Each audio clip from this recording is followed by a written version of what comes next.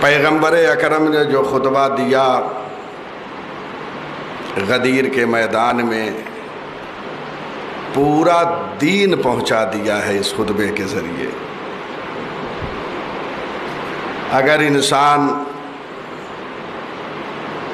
اسی خطبے کو بغور مطالعہ کر لے تو پورا دین وہ سمجھ جائے گا۔ یہ خطبہ نہایت اہمیت کا حامل ہے، جس میں دو اہم موضوع پہ گفتگو ہوئی ہے۔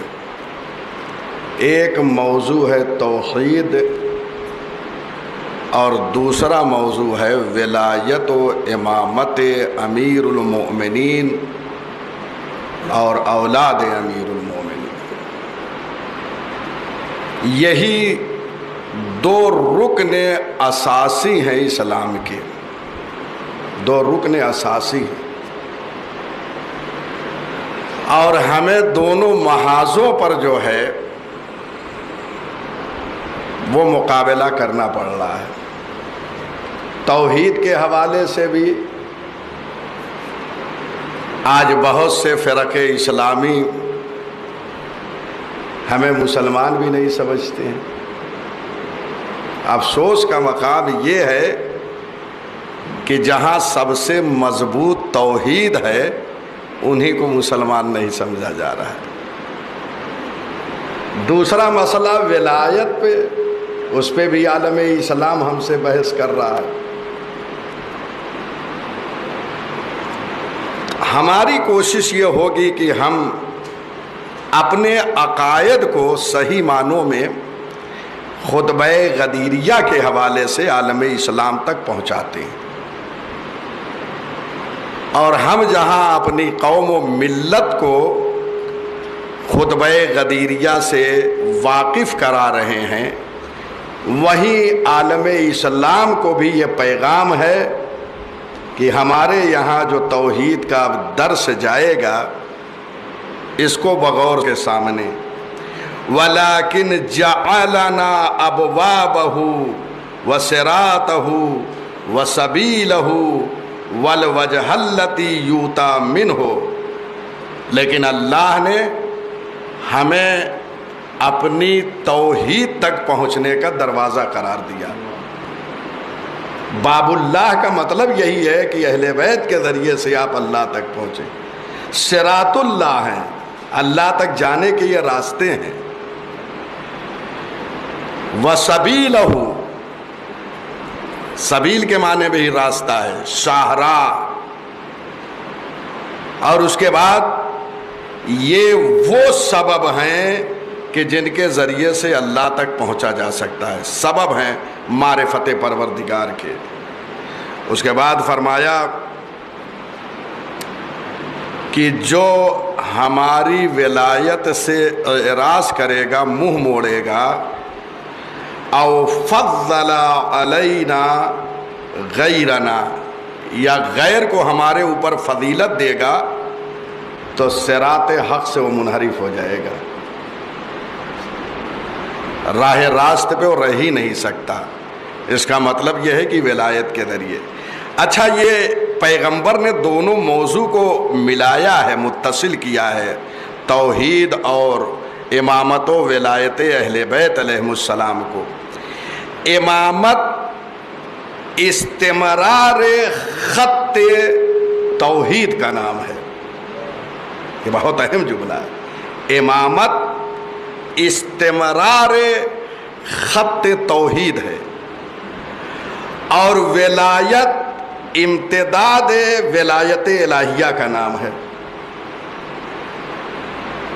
اہل بیت کی ولایت وہی ولایت پروردگار ہے، یہ بہت اہم جملہ ہے، یعنی معصوم نے خود فرمایا ہے ولایتنا ولایت اللہ، ہماری ولایت اللہ کی ولایت ہے۔ ولایت پروردگار یہاں متجلی ہو رہی ہے، ولایت الہیہ کا ظہور یہاں ہو رہا ہے۔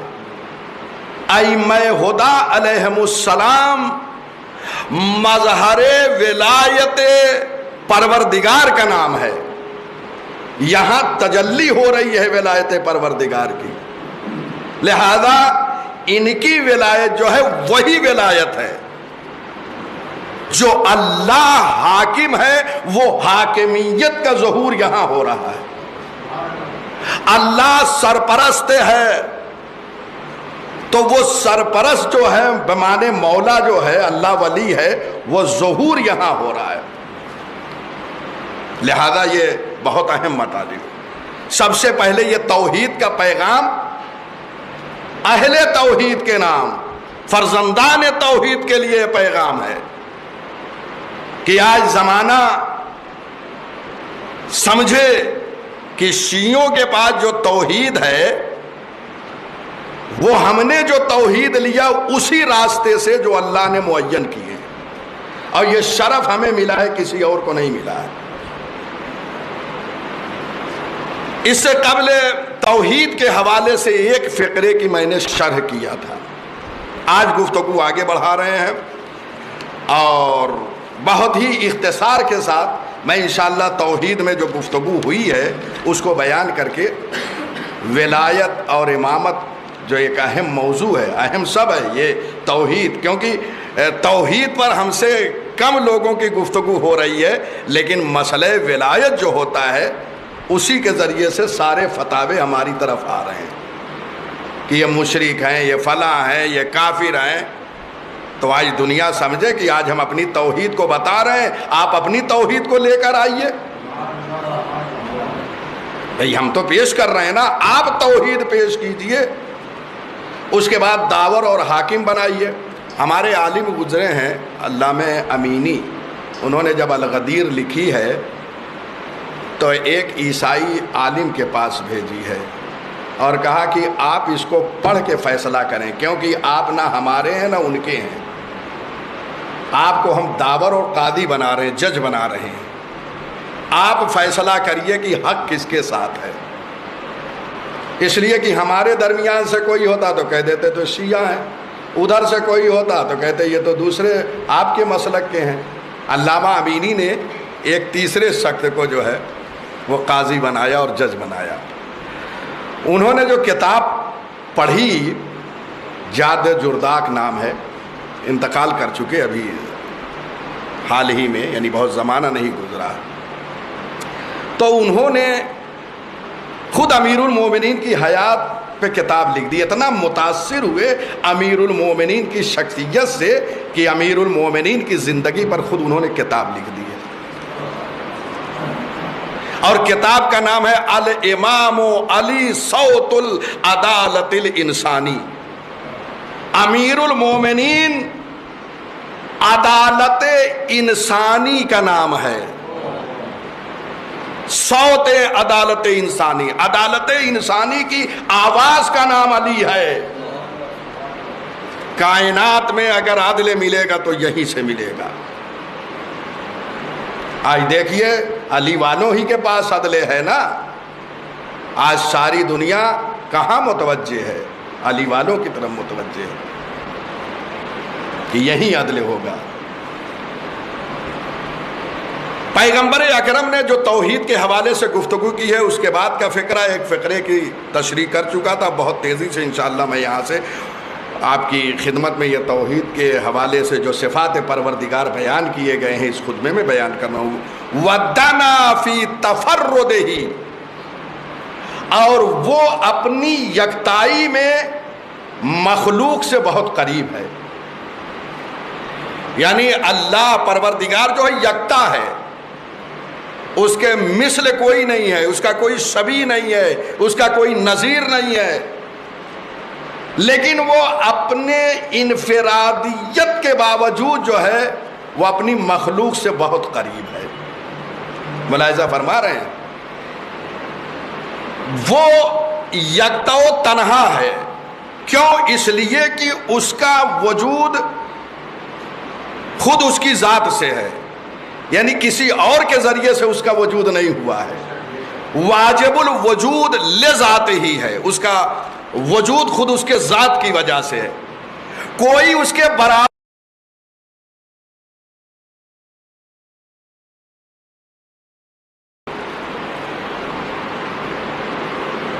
پیغمبر اکرم نے جو خطبہ دیا غدیر کے میدان میں، پورا دین پہنچا دیا ہے اس خطبے کے ذریعے۔ اگر انسان اسی خطبے کو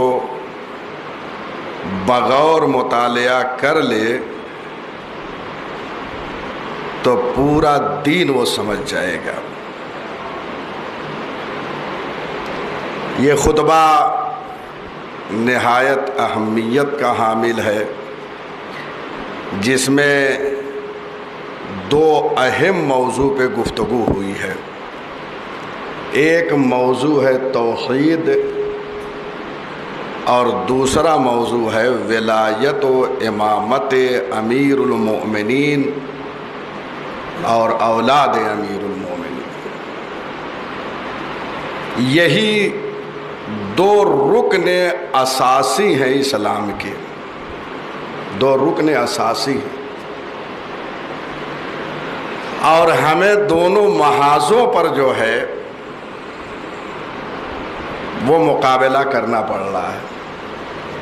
توحید کے حوالے سے بھی آج بہت سے فرقے اسلامی ہمیں مسلمان بھی نہیں سمجھتے ہیں۔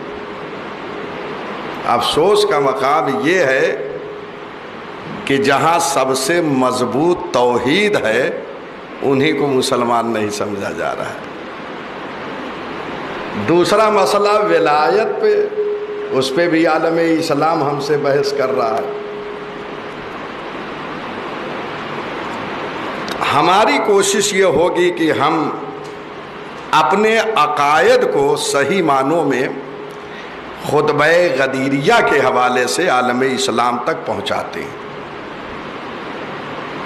اور ہم جہاں اپنی قوم و ملت کو خطبہ غدیریہ سے واقف کرا رہے ہیں، وہیں عالم اسلام کو بھی یہ پیغام ہے کہ ہمارے یہاں جو توحید کا درس جائے گا اس کو بغور کے سامنے وَلَكِنْ جَعَلَنَا أَبْوَابَهُ وَصِرَاطَهُ وَسَبِيلَهُ وَالْوَجْهَ الَّتِي يُؤْتَى مِنْهُ، لیکن اللہ نے ہمیں اپنی توحید تک پہنچنے کا دروازہ قرار دیا۔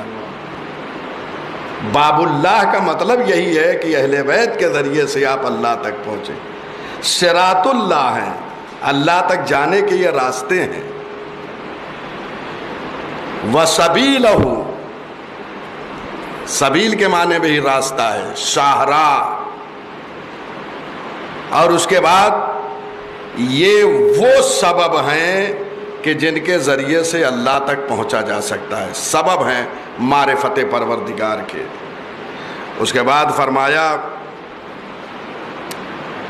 کہ جو ہماری ولایت سے اعراض کرے گا، منہ موڑے گا، او فضل علینا غیرنا، یا غیر کو ہمارے اوپر فضیلت دے گا، تو صراط حق سے وہ منحرف ہو جائے گا،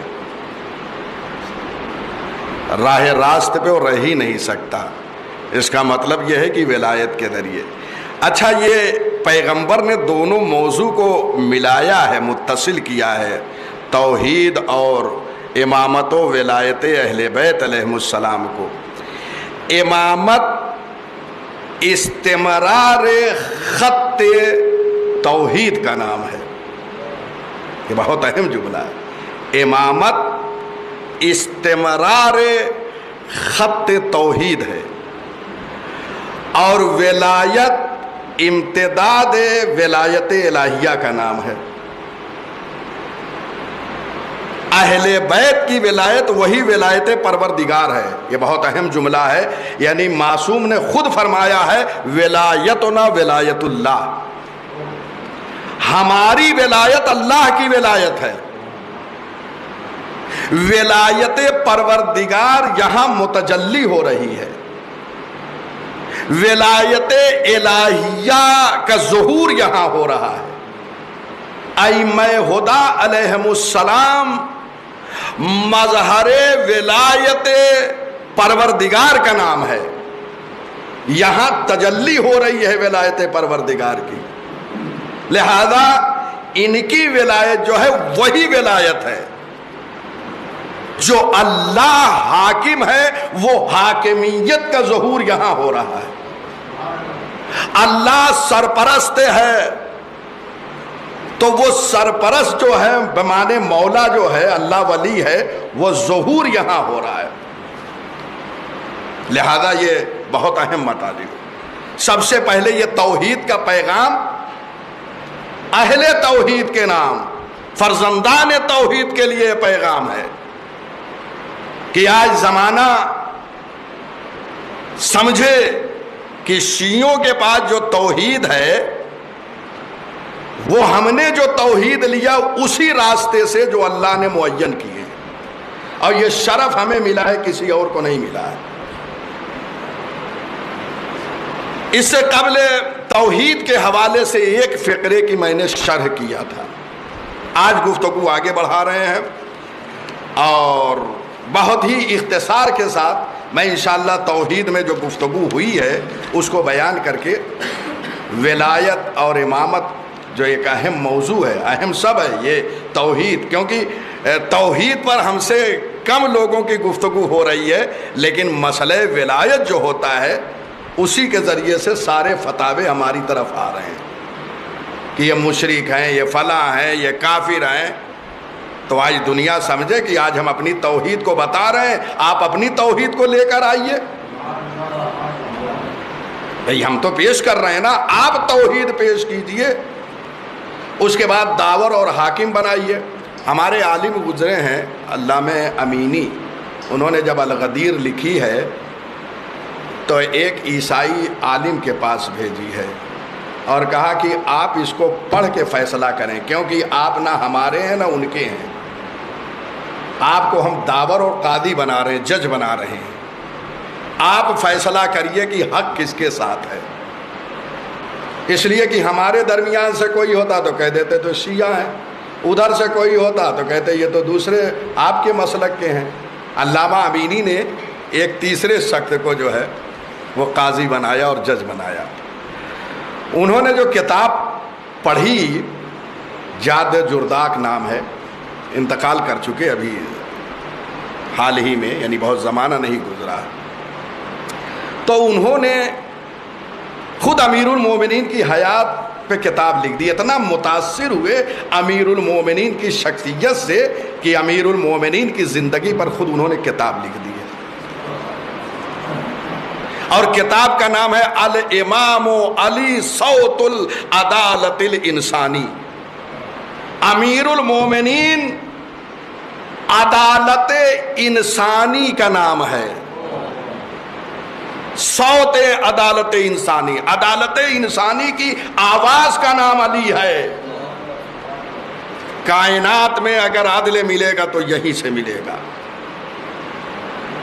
آج دیکھیے علی والوں ہی کے پاس عدل ہے نا، آج ساری دنیا کہاں متوجہ ہے؟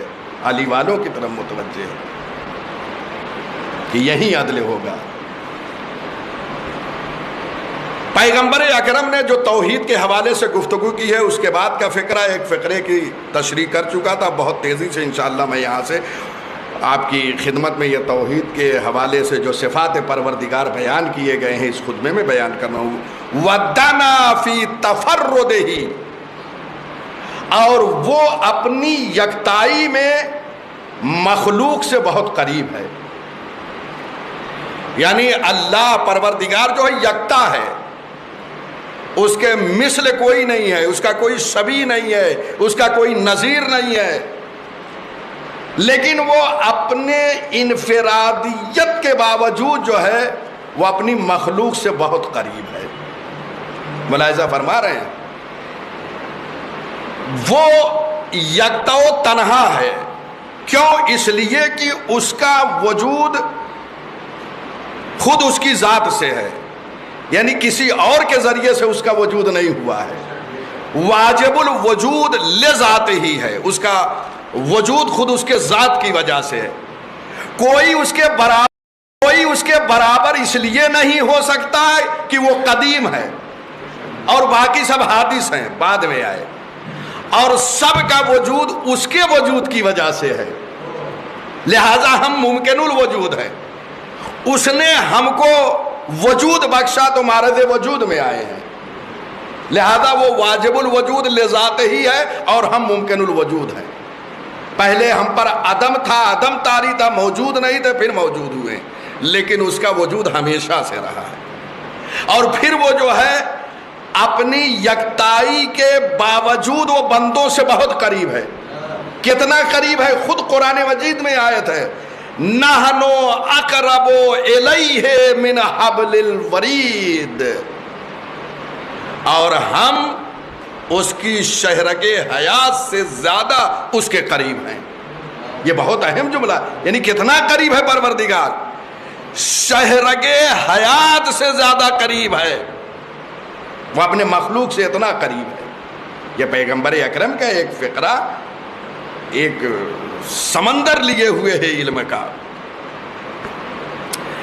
اچھا، یہ جو ہے قریب جو اپنے بندوں سے ہے، یہ ایک تمثیل ہے، ایک تمثیل اللہ نے بیان کی ہے اس بات پر کہ خدا بندوں کے حیات پر مسلط ہے اور بندوں کے حوالے سے وہ ساری چیزیں جانتا ہے جو وہ خود نہیں جانتا۔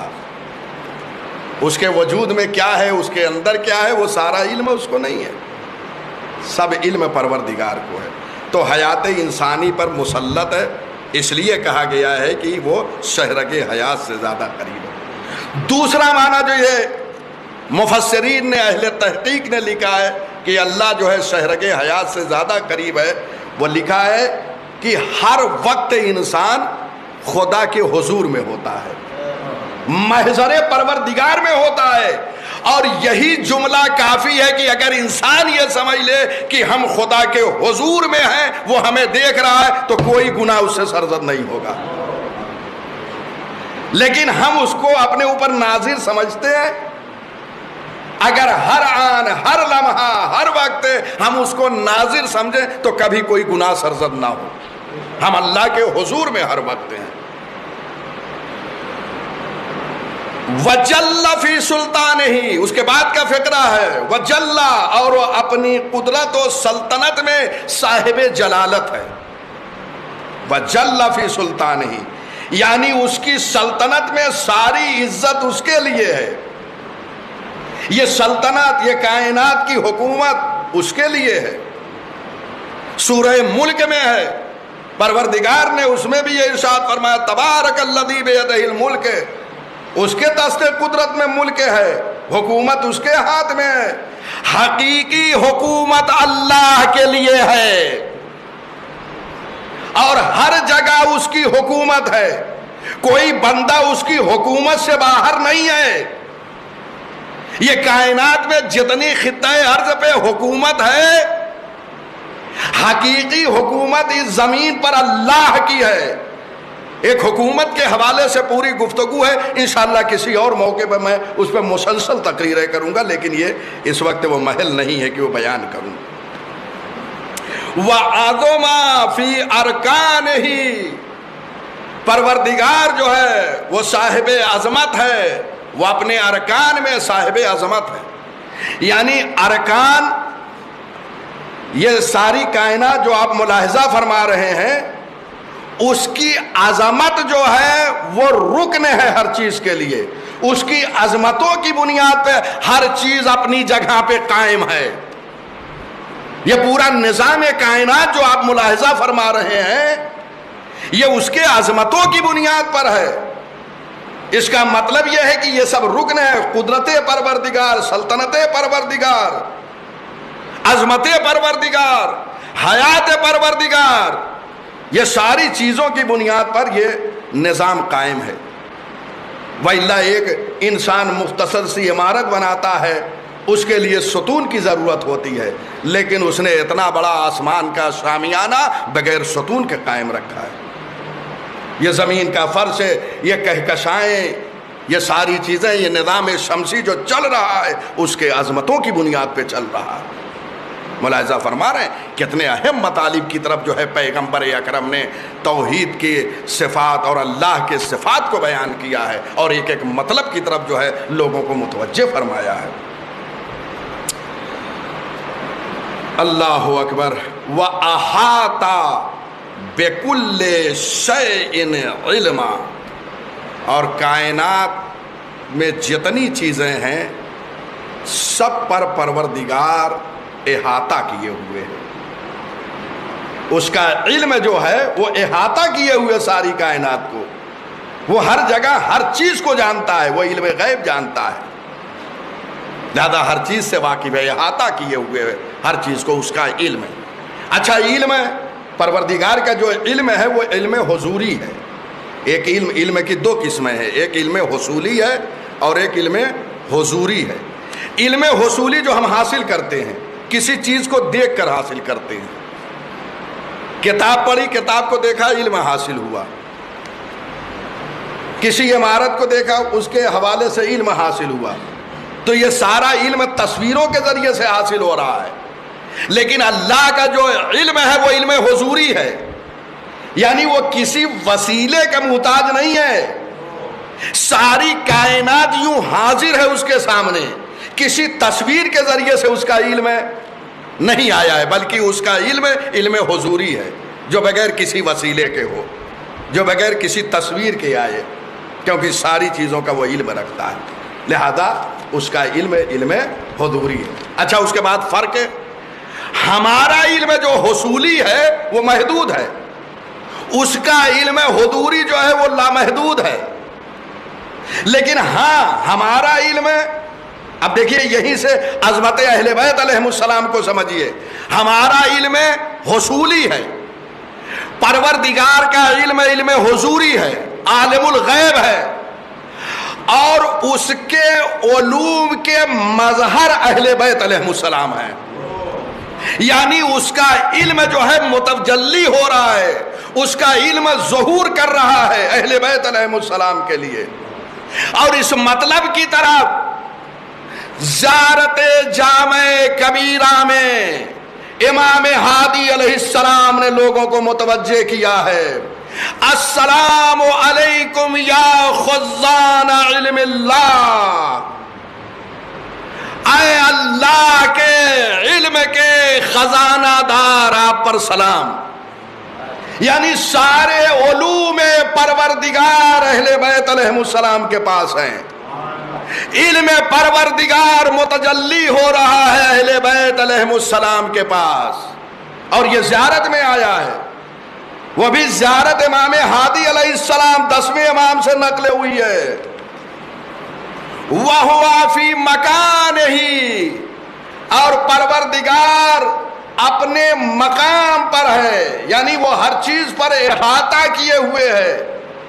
اس فقرے میں مکان کا لفظ آیا ہے، مکان سے مراد جیسے ہم رہ رہے ہیں وہ مکان مراد نہیں ہے، اس لیے کہ پروردگار کے لیے کوئی مکان نہیں ہے، اگر مکان ہوگا تو اس مکان کو جسم احاطہ کرے گا، اس کے لیے حیز لازم آئے گا، یہ سارے فلسفے کی اصطلاحیں ہیں، اور جب جسم ہوگا تو قابل دید اور رویت ہوگا، وہ قابل دید اور رویت نہیں ہے، اس کے لیے مکان نہیں ہے، وہ کسی جگہ رہتا نہیں ہے، اس لیے اس کے لیے جسم لازم آئے گا۔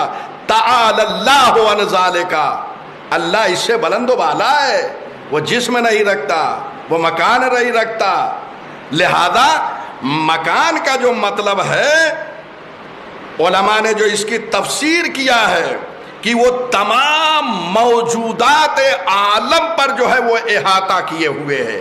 وَهُوَ فِي مَكَانِهِ کا مطلب یہ ہے، یعنی مسلط ہے، وہ قیومیت رکھتا ہے، قیوم کا معنی یہی ہے، وہ اپنی منزل پر قیوم ہے، قیومیت رکھتا ہے، مسلط ہے وہ بندوں پر، ساری کائنات پر، سارے موجودات پر وہ مسلط ہے، چاہے وہ آپ زمین کے نیچے جو موجودات ہوں، آسمان کے اوپر ہوں، کہیں بھی ہو، کوئی چیز جو ہے اس کے احاطے سے جو ہے وہ باہر نہیں ہے۔ ملاحظہ فرمایا آپ نے۔ وَقَهَرَ جَمِيعَ الْخَلْقِ بِقُدْرَتِهِ وَبُرْهَانِهِ، اور وہ اپنی قدرت کے ذریعے سے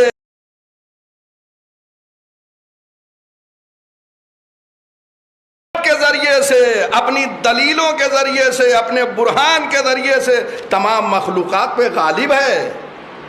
سب مغلوب ہیں، وہ غالب ہے سب پر. ملاحظہ فرما رہے ہیں یہ توحید کا جو ہمارے یہاں درس ہے کہاں ملے گا؟ مکہ اور مدینے کی یونیورسٹیوں میں نہیں ملے گا.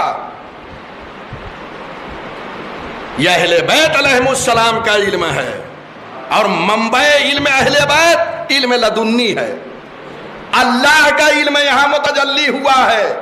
اگر توحید صحیح سمجھنا چاہتے ہو تو تمام فرق اسلامیہ کو یہ دعوت دے رہا ہوں کہ وہ آ کے اہل بیت علیہم السلام سے توحید کا درس لیں. کہیں نہیں ملے گی ایسی توحید.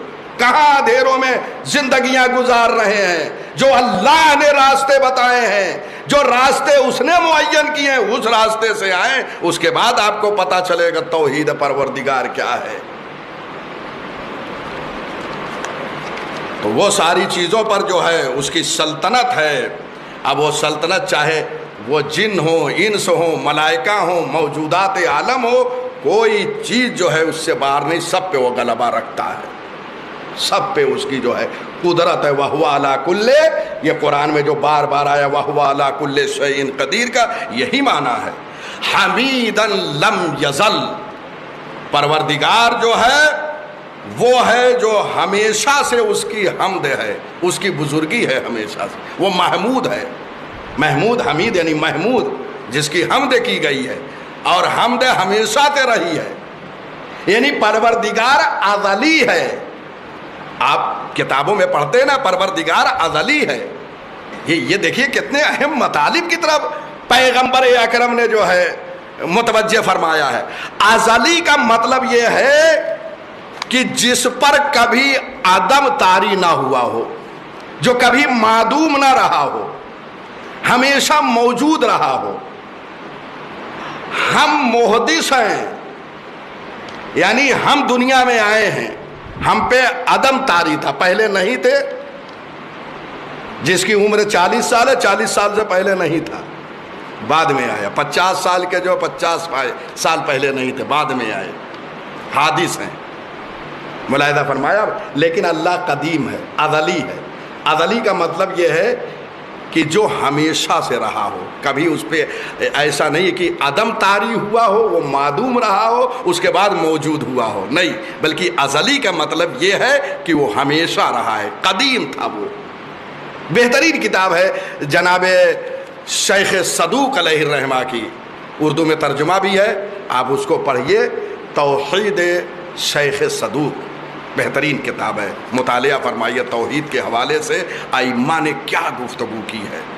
اس میں مناظرے دہریہ سے، مادی گھر سے جو مناظرے ائمہ کے ہوئے ہیں وہ سارے اس میں موجود ہیں توحید کے حوالے سے.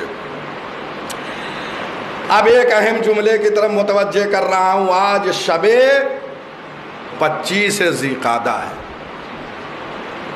یعنی کل روز دہو الارض ہے. کل کا روزہ بہت اہم ہے، فراموش نہ کریے گا. یہ پروردگار ان سب چیزوں کے ذریعے سے درجات کو بلند کرتا ہے. ہاں، یہ فکر میں نہ رہے کہ جنت میں جانا ہے، فکر یہ رہے کہ درجات بلند ہونا ہے ہمارے لیے. تو اس کے لیے تو کچھ نہ کچھ کرنا تو پڑے گا.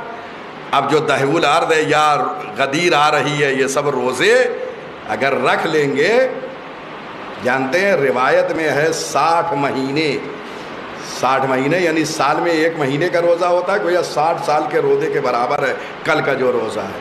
بعض روایتوں میں 70 مہینے کے روزے کے برابر ہے. نماز ہے 2 رکعت پڑھیے، ظہر کے قریب 2 رکعت نماز ہے، بیٹھ کے پڑھیے. یہ وقت اللہ نے جو ہمیں دیا یہ آنے والا نہیں ہے. جو جا چکے ہیں ان سے ذرا اگر ملاقات ہو جائے کسی کی عالم رویا میں تو پوچھیں کہ بارئ المسموقات و داہی المدہوات وہ آسمانوں اور بلندیوں کا خالق ہے، پروردگار آسمانوں کا بلندیوں کا خالق ہے۔ وَدَاحِيُ الْمَدْحُوَاتِ، اور اس نے زمین کا فرش بچھایا ہے۔ لیجیے دیکھیں کیسے صفات کے ذریعے سے پروردگار کو یاد کیا۔ تو اللہ آسمان کا خالق ہے، زمین کا خالق ہے، ملاحظہ فرمایا آپ نے۔ تو آسمان ان بلندیوں کو خلق کیا بغیر کسی ستون کے، یہ اس کی صنعیت پہ دلیل ہے کہ ایسا کوئی صانع ہے کائنات میں، کسی کو لا سکتا ہے، کوئی اس کا شریک قرار دے سکتا ہے؟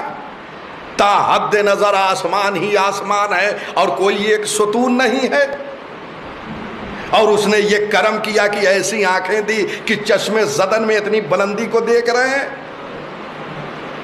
اس کے بعد اس نے جو ہے یہ زمین کو پیدا کیا، زمین کا فرش بچھایا۔ کل کا روز 25 ذی القعدہ جس دن زمین بچھائی گئی، خانہ کعبہ کے پاس سے بچھائی گئی، پانی کے اوپر اللہ نے زمین کو بچھا دیا ہے، اور وہ بھی مرکز سے شروع کیا ہے۔ کعبہ مرکز ہے پوری دھرتی اور زمین کی، وہاں سے اللہ نے شروع کیا ہے زمین کو بچھانا۔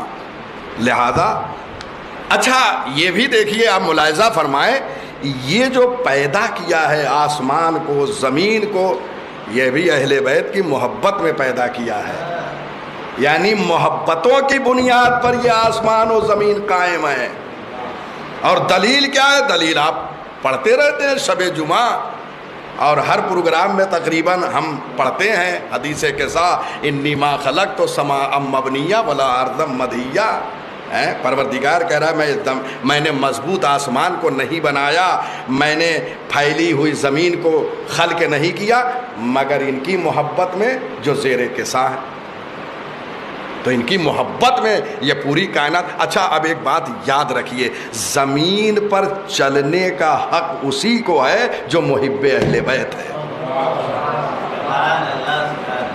انکار بھی کر رہے ہو اور انہی کی پراپرٹی پہ چل بھی رہے ہو، انہی کی زمین پہ چل رہے ہو۔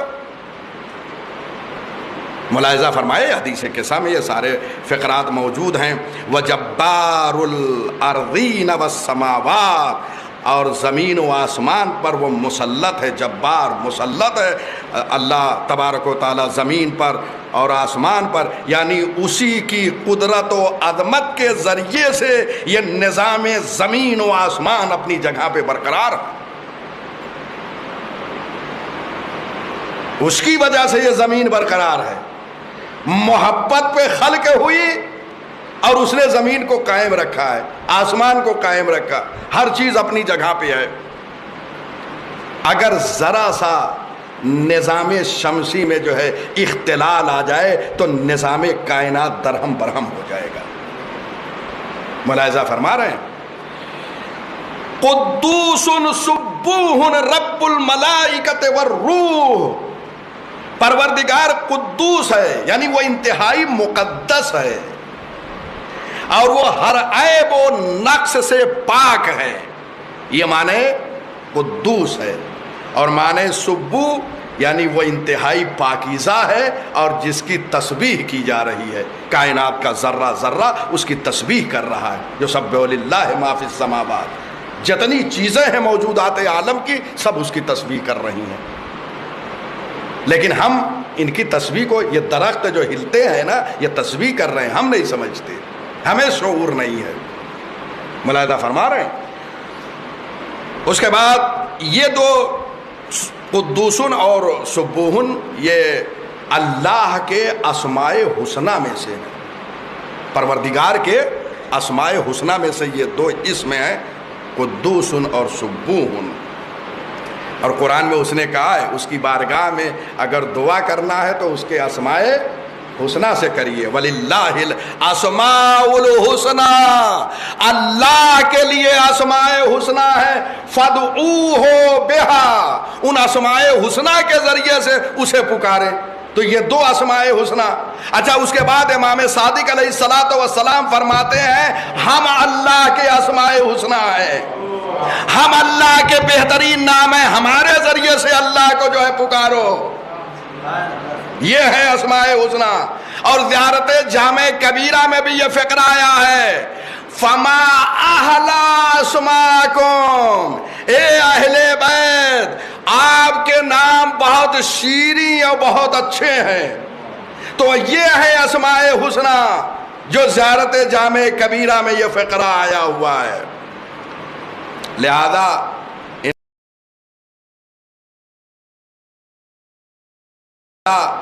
ان کے ذریعے سے اللہ کو پکاریں. رب الملائکہ، وہ ملائکہ کے لیے تدبیر کرتا ہے، ملائکہ کے امور میں اللہ تدبیر کرتا ہے.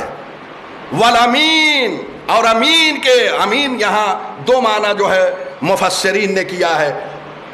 یہاں روح سے مراد والروح، روح الامین جناب جبرائیل ہیں. اور بعض مفسرین نے یہ جملہ لکھا ہے کہ روح الامین، روح جو ہے یہاں سے مراد ایک اللہ کی مخلوق ہے جو فرشتے سے بزرگ ہے. ایک معنی یہ بھی کیا ہے، ملاحظہ فرمائے. لیکن مشہور جو زیادہ علماء نے لکھا ہے وہ روح الامین جناب جبرائیل امین ہیں. تو ملائکہ اور روح کو الگ ذکر کیا کیونکہ وہ سید الملائکہ ہیں، اس لیے کہ اہل بیت کے دروازے پہ زیادہ خدمت کی ہے، سید الملائکہ. لہذا پروردگار ملائکہ اور روح الامین کے امور میں تدبیر کرتا ہے. ملاحظہ فرمایا متفضل علی جمیع من براءہ، گفتگو تمام کر رہا ہوں، وہ تمام مخلوقات پہ فضل کر رہا ہے، اس کا لطف و کرم تمام مخلوقات پہ.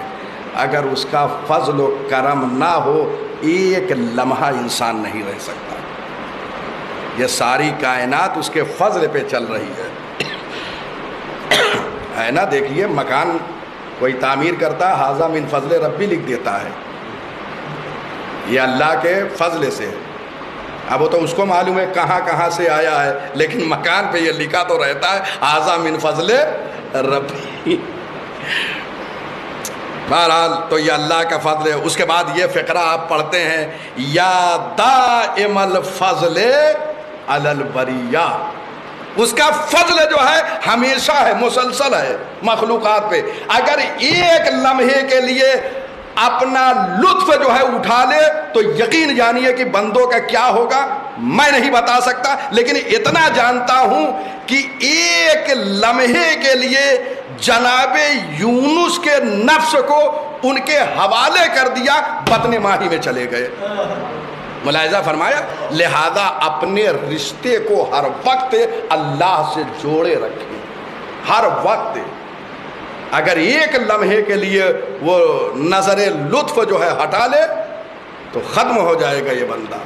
ملاحظہ فرما رہے ہیں. اللہ اکبر. متطول علی جمیع من انشا، اور پروردگار جو ہے اور نعمت دینے والا ہے مخلوق کو، یعنی ساری نعمتیں فضل اس کی طرف سے، نعمت اس کی طرف سے، سب کچھ اس کی طرف سے. آپ کیا ہیں؟ پھر کاہے کا تکبر ہے؟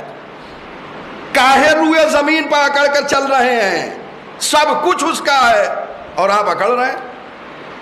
امیر المومنین نے فرمایا کہ ابن آدم کے لیے کیا فخر ہے جس کی ابتدا ایک نجس چیز سے ہو رہی اور آخر میں بھی نجس ہو جا رہا ہے. مردار نجس، غسل دیا جا رہا ہے، دو نجاستوں کے درمیان انسان کا سفر ہے اور اکڑ رہا ہے اس چیز کو. تو بہرحال یہ اللہ کا لطف و کرم ہے، اس نے ہمیں نعمتوں سے نوازا ہے، وہ سب کو دے رہا ہے نعمت. اچھا نعمتیں تو بہت ساری ہے، لیکن یاد رکھیے گا سب سے عظیم جو نعمت دی ہے وہ نعمت ولایت و امامت اہل بیت علیہ السلام ہے.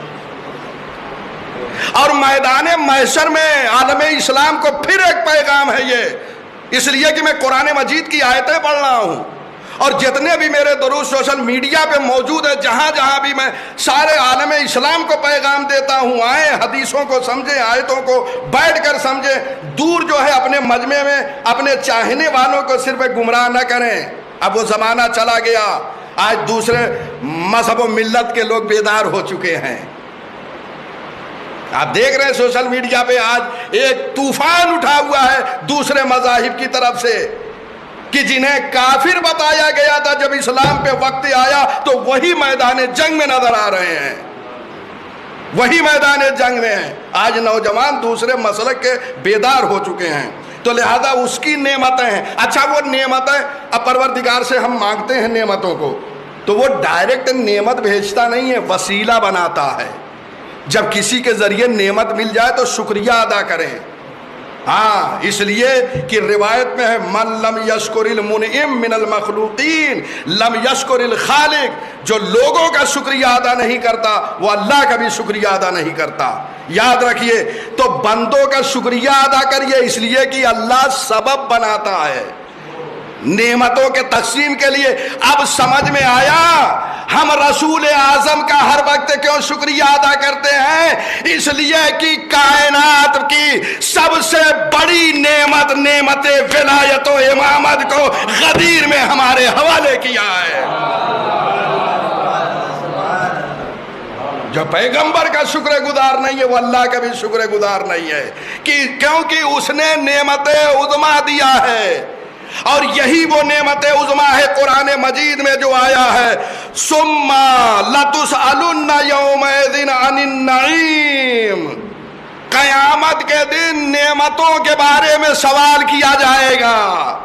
وہ نعمت کیا ہے؟ اہل بیت عصمت و طہارت فرماتے ہیں کہ وہ نعمت ولایت ہے کہ میدان محشر میں ہر ایک سے سوال ہوگا امیر المومنین علی ابن ابی طالب کی ولایت کے سلسلے میں۔ نعمت سے مراد یہاں یہ کھانا پینا نہیں ہے، پروردگار میدان محشر میں تمہیں کھلا کے ان نعمتوں کو روٹی اور چاول کے بارے میں سوال کرنے والا نہیں ہے۔ اما ہم کھلا دیتے ہیں تو ہم سوال نہیں کرتے، وہ تو اللہ تبارک و تعالیٰ کی ذات ہے۔ اب عالم اسلام کو پیغام ہے، یاد رکھو یہ ظاہری نعمتیں نہیں ہیں جو ہم دعوتوں پہ لوگوں کو کھلا رہے ہیں، ان نعمتوں کے بارے میں وہ سوال نہیں کرے گا۔ وہ کون سی نعمت ہے؟ وہ امیر المومنین علی ابن ابی طالب علیہ السلام کی ولایت ہے، جس کے بارے میں وہ سوال کرے گا۔ اور بہرحال جو دنیا میں اس ولایت کو تسلیم اور قبول کرتا رہا ہے وہ میدان محشر میں پروردگار کے سامنے صحرائے محشر میں وہ سرخرو ہو جائے گا۔ لہذا یاد رکھیں، اب ولایت تو ہے ہمارے پاس، لیکن اللہ سے یہ دعا کرتے رہیں کہ زیادہ سے زیادہ جو ہے ہم معرفت اہل بیت حاصل کریں۔ یہ دعائیں پڑھیے، زیارتوں کے فقرات کو پڑھیے، اس کے ذریعے سے اہل بیت علیہم السلام کو آپ زیادہ سے زیادہ پہچان سکتے ہیں۔ بہرحال گفتگو یہیں تمام ہے۔ انشاءاللہ اگر یہ پیغام، یہ ساری باتیں، یہ خطبے پہ میں سمجھتا ہوں کہ اردو زبان میں یا بہت کم کام ہوا ہے یا کام ہوا ہی نہیں ہے، یہ بہت اچھا کام ہے۔ برادر عزیز حجت الاسلام مولانا جلال حیدر صاحب قبلہ کے زیر نظر یہ کام ہو رہا ہے۔ اجر رسالت کمیٹی جو اپنا یہ کمیٹی اجر رسالت ہے، اپنا اجر جو ہے وہ رسالت کا ادا کر رہی ہے، اور یہی تو ہے، اور کیا ہو سکتا ہے؟ لہٰذا یہ بہترین کام ہے۔ میں نے عرض کیا اس سے قبل بھی میں حاضر ہوا تھا، اور وہ پوری کتاب کی شکل میں وہ PDF موجود ہے جو یہاں میں نے درس دیا تھا۔ جو حضرات شریک تھے، ہمارے عطار صاحب وہاں پہ بھی تشریف لاتے تھے، اور وہ کتابی شکل میں نے دے دی ہے، ظاہراً آپ کو بھیج دیا ہے۔ مولا علی یہاں دامن کوہ مولا علی میں جتنے جوان ہیں سب کو آپ بھیجیے تاکہ سب مطالعہ کریں، اور آئندہ انشاءاللہ اگر زندگی رہی، حیات رہی، تو آئندہ بھی آپ کی خدمت میں یہ جو مسلسل دروس ہوں گے ان کو بھی جو ہے قلم بند کروں گا، اور PDF ہی کے ذریعے آپ کی خدمت میں پیش کرنے کی سعادت حاصل کروں گا۔ شب دہو الارض، عید دہو الارض ہے، یہ عید ہے، زمین کا فرش بچھایا گیا، ایک دوسرے کو مبارکباد دیں اور کعبے کی طرف متوجہ رہیں، کیونکہ وہیں سے یہ زمین بچھائی گئی ہے۔ اور کل کا روزہ ممکن ہو، بلکہ ممکن نہیں، ممکن بنائیں، آپ روزہ رکھیے، اس لیے کہ یہ ثواب یہ پروردگار وقت دے رہا ہے ہمیں کہ ہمیں یہ روزہ رکھیں، ایک دوسرے کو مبارکباد پیش کریں، نماز پڑھیے، دعائیں پڑھیے، زیارت ائمہ خدا علیہم السلام پڑھیے۔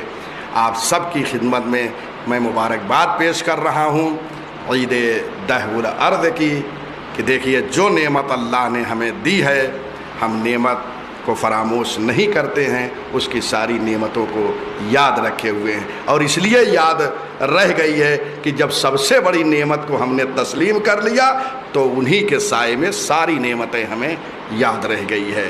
وصلی اللہ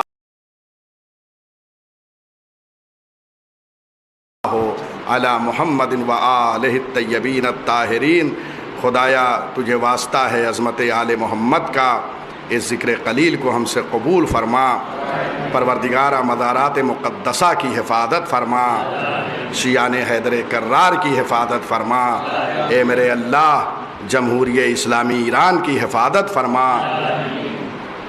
وہاں کے نوجوان جو دشمنان آل محمد سے برسر پیکار ہیں انہیں نصرت اور انہیں کامیابی و کامرانی عطا فرما۔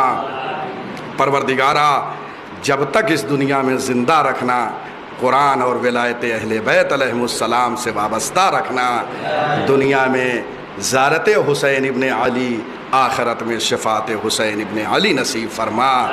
اے میرے اللہ ہم سے پہلے جو ہمارے برادران ایمانی جا چکے ہیں، شہر خموشہ کو آباد کیے ہوئے ہیں، وہاں پہ اللہ کی رحمتیں برس رہی ہے کیونکہ ولایت علی کو لے کر اس دنیا سے گئے ہیں۔ پروردگارہ ان کے درجات کو بلند فرما۔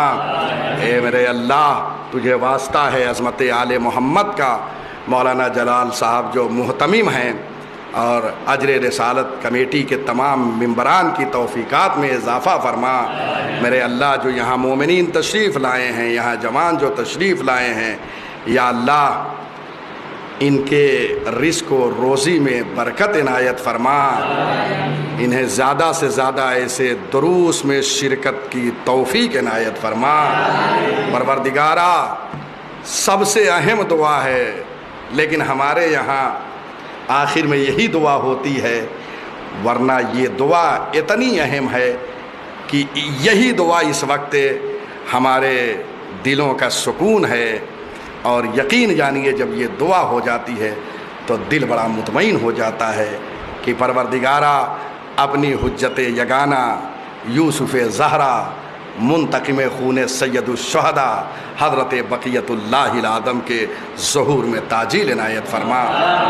پروردگار ہمارے اعمال اس قابل بنا کہ اگر امام کا جب ظہور ہو اور ہم بقید حیات ہوں تو امام ہمیں اپنے لشکر کے لیے منتخب فرما لے، اور اگر اس دنیا سے رخصت ہو گئے تو اتنا کرم کرنا کہ ظہور کے وقت ہماری رجعت کر دینا، اور جب رجعت ہو جائے تو اتنا کرم اور کرنا کہ امام کی نگاہوں کے سامنے دشمنان آل محمد سے لڑتے ہوئے جام شہادت نوش کر لیں۔ وآخر دعوانا الحمدللہ رب العالمین۔ آپ حضرات سے التماس ہے